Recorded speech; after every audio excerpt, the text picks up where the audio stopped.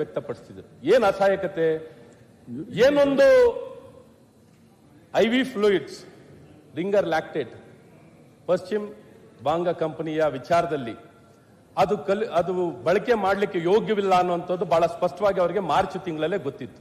ಆ ಗೊತ್ತಿದ್ರು ಸಹ ಅದನ್ನ ಪುನರ್ಬಳಕೆ ಆಗಿರೋದು, ಆ ಪುನರ್ಬಳಕೆ ಆಗಿರೋದಕ್ಕೆ ವಿವಿಧ ಲ್ಯಾಬಿನ ಲೋಪದೋಷಗಳ ಬಗ್ಗೆ ಹೇಳಿದ್ದಾರೆ.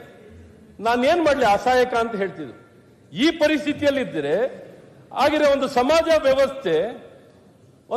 ವ್ಯವಸ್ಥೆ ಹೇಗೆ ನಡೀಲಿಕ್ಕೆ ಸಾಧ್ಯವಾಗುತ್ತೆ? ಸನ್ಮಾನ್ಯ ಮುಖ್ಯಮಂತ್ರಿಗಳೇ, ಈ ರೀತಿ ನಿಮ್ಗೆ ಹೇಳಬೇಕು ಅಂದ್ರೆ ಸಂಪೂರ್ಣವಾಗಿ ನಿಮ್ ಗಮನಕ್ಕೆ ತರಕ್ಕೆ ಇಷ್ಟಪಟ್ಟು, ನನಗೇನು ದ್ವೇಷ ಇವರ ಮೇಲೆ ನಮಗೆ ತೆಗಳ್ಬೇಕು ಅಥವಾ ಏನಾರ ಕಡೆಗಣಿಸಿ ಮಾತಾಡ್ತಾ ಇದ್ದಾರೆ. ಒಂದು ಮಾಹಿತಿ ಕೂಡ ಸರಿ ಇರಲಿಲ್ಲ. ಈಗ ನನ್ನ ಮಾಹಿತಿ ಸರಿ ಇಲ್ಲ, ಯಾವ ರೀತಿ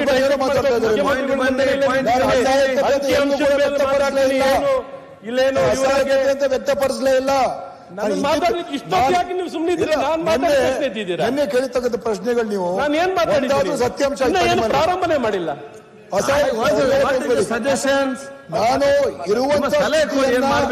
ನೇರವಾಗಿ ಯಾವುದೂ ಮುಚ್ಚುಮರೆ ಇಲ್ದೇನೆ ಪ್ರಸ್ತಾಪ ಮಾಡಿದ್ದೇನೆ ಹೊರತು ಅಸಹಾಯಕತೆ ಅಂತ ನಾನು ಎಲ್ಲೂ ಹೇಳಿಲ್ಲ. ಸುಮ್ಮನೆ ದಯವಿಟ್ಟು ಆ ಪದವನ್ನು ವಾಪಸ್ ತಗೊಳ್ಳಿ.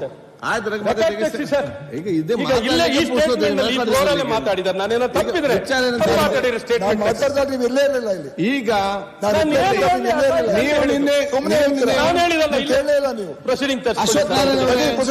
ನೀವು ನಿನ್ನೆ ಕೊಟ್ಟಂತ 2-3 ಸಲಹೆ ಸೂಚನೆ ಇದೆಲ್ಲ ಮಾಡಿದ್ದಾರೆ. ಇನ್ನು ಬೇರೆ ಮಾಡ್ಬೇಕು ಹೇಳಿ.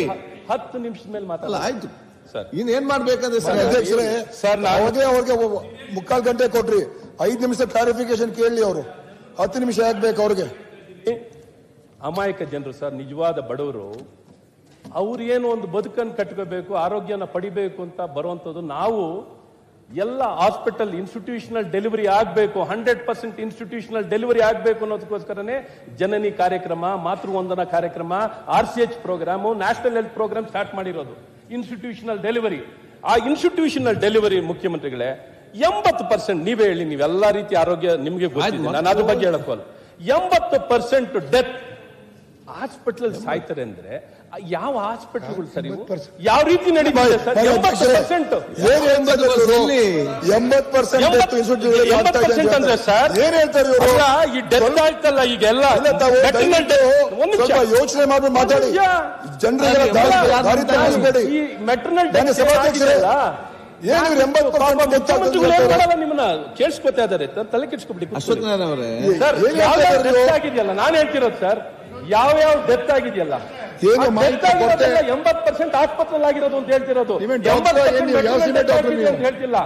ಯಾವ ಸಾವಾಯ್ತಲ್ಲ ಮುಖ್ಯಮಂತ್ರಿಗಳೇ, ಆ ಸಾವಾಗಿದಂತ ಮೆಟರ್ನಲ್ ಡೆತ್ಸ್ ಎಲ್ಲ 80% ಆಸ್ಪತ್ರೆ ಒಳಗಡೆ ಆಗಿದೆ, ಸರ್ಕಾರಿ ಆಸ್ಪತ್ರೆ ಒಳಗಡೆ ಆಗಿದೆ. ಅದನ್ನ ಹೇಳ್ತಾ ಇದ್ದೀನಿ. ಬಂದವರು 80% ಡೆತ್ ಅಂತ ಹೇಳಿದ್ರೆ ನಾನೇನು ನೀವೇ ಹೇಳಿದ್ದು. ಸೊ ನೀವು ಯಾಕಷ್ಟು ಪಾಪ ಆತರ ಪಟ್ಕೋತೀರಾ? ಆಸ್ಪತ್ರೆ ಸಜೆಷನ್ ಏನಂದ್ರೆ ಸರ್, ಇದು ಬಹಳ ಮುಖ್ಯವಾಗಿರೋ, ನೀವು ಇಷ್ಟೊತ್ತು ಮಾತಾಡಿದ್ವಿ ಆರೋಗ್ಯ ಮತ್ತು ಶಿಕ್ಷಣ. ಆರೋಗ್ಯ ಶಿಕ್ಷಣದಲ್ಲಿ ಭಾಷಣ ನಾನು ಮಾಡಲ್ಲ, ನಾನು ಫ್ಯಾಕ್ಟ್ಗೆ ಪಾಯಿಂಟ್ಗೆ ಮಾತಾಡ್ತಿರೋಂಥದ್ದು. ಈ ಒಂದು ವ್ಯವಸ್ಥೆಯಲ್ಲಿ ಅಲ್ಲಿ ಸಂಪೂರ್ಣವಾಗಿ ನಿರ್ವಹಣೆ ಇಲ್ಲದ ಕಾರಣ ನಿಮ್ಗೆ ಹೇಳಬೇಕು ಅಂದ್ರೆ ಒಂದೇ ಒಂದು ಟೆಸ್ಟ್ಗಳು, ಲ್ಯಾಬ್ ಟೆಸ್ಟ್ ಇವಾಗ ಆಯ್ತು, ಒಂದು ಪೇಷಂಟ್ ಹೆಚ್ಚು ಕಡಿಮೆ ಒಂದೇ ಒಂದು ನಿರ್ವಹಣೆ ಉತ್ತರ ಕೊಟ್ಟಿದ್ದಾರೆ.